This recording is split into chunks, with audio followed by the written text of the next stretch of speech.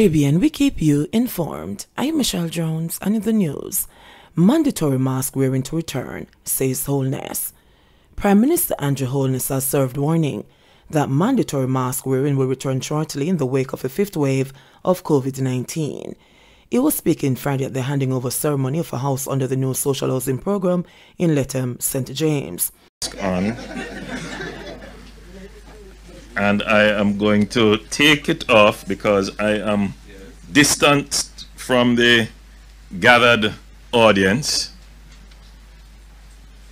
and having defined that there is this social distance and having surveyed the audience, and I am seeing that about 70% of the audience is in mask, it is going to be a requirement shortly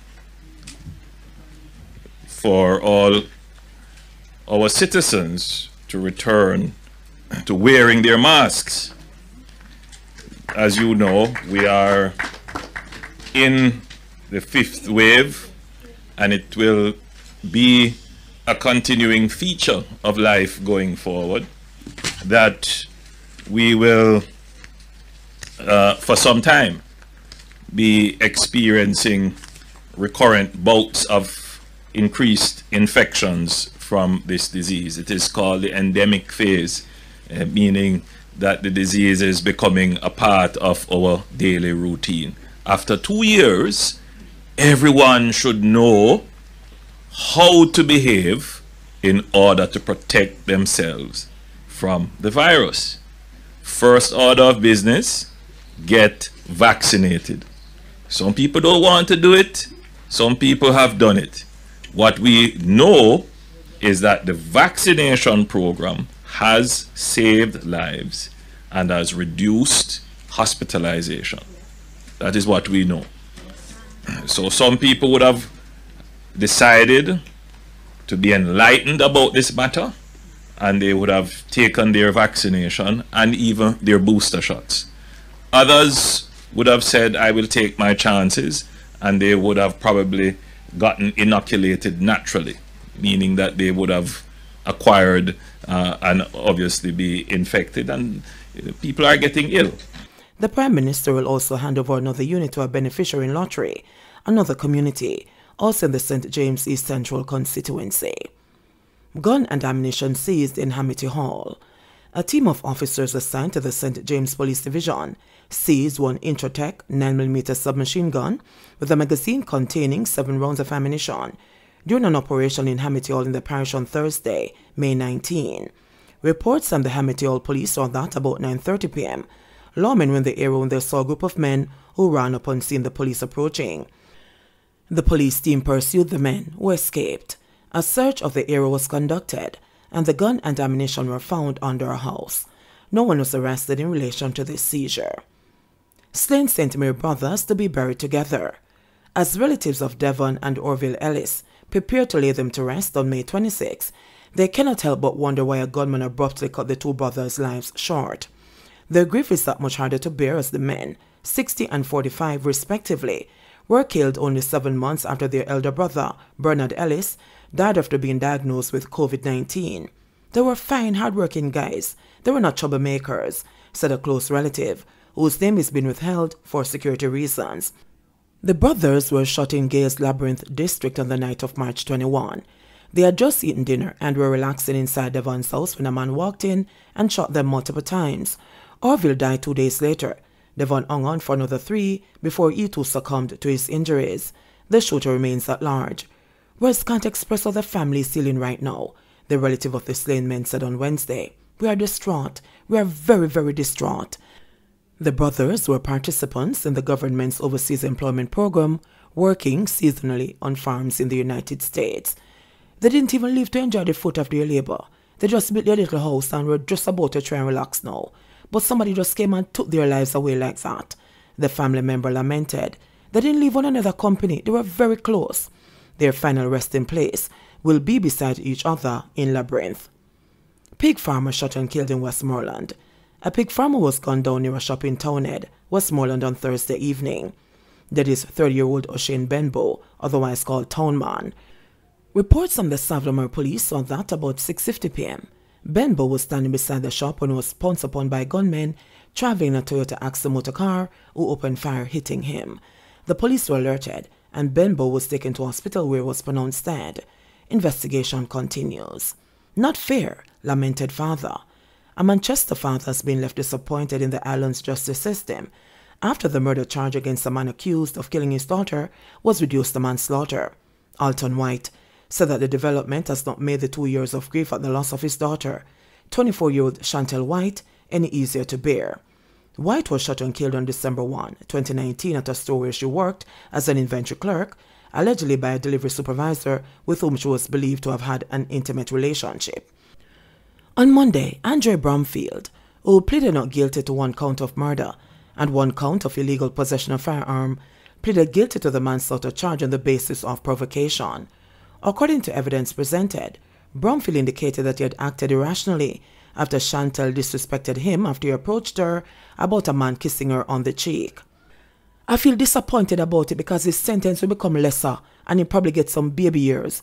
I think the justice system is unfair because they see what happened clearly and what takes place now is not fair, White said, alluding to surveillance footage of the altercation. The grief-stricken father said that having migrated overseas, it was his daughter who had convinced him to return to Jamaica when he fell ill and had been taking care of his affairs. She was the one that helped me get back on my feet so that I could be able to move around. I am not well because I still have to get my medication on a daily basis now, but my daughter was taking care of me. Then this, he reflected. 2 years after her death, his heart is still heavy, although he indicated that he was gradually getting to a better place. Believing that Chantel's death could have been prevented, White said that he will be exploring further legal options against those he believes did not do enough to ensure his daughter's safety. The matter is expected to end on May 31 when Bromfield will hear his fate. Mobe Council calls on motorists to desist from leaving disabled vehicles on public roadways. Councillor for the Montego Bay North East Division of the St. James Municipal Corporation, Senator Charles Sinclair, is appealing to operators of trucks and other large heavy-duty vehicles to ensure that proper arrangements are made to immediately remove their motors in the event they become disabled along roadways. Sinclair's appeal comes against the background of a motor vehicle crash along the Elegant corridor in the Flanker vicinity on Wednesday, May 18, which claimed the life of 37-year-old tour operator Richard Edwards, a resident of Flanker in St. James. Edwards died as a result of injuries he received when his car ran under a flatbed truck which was parked along the thoroughfare and which had no reflectors on it.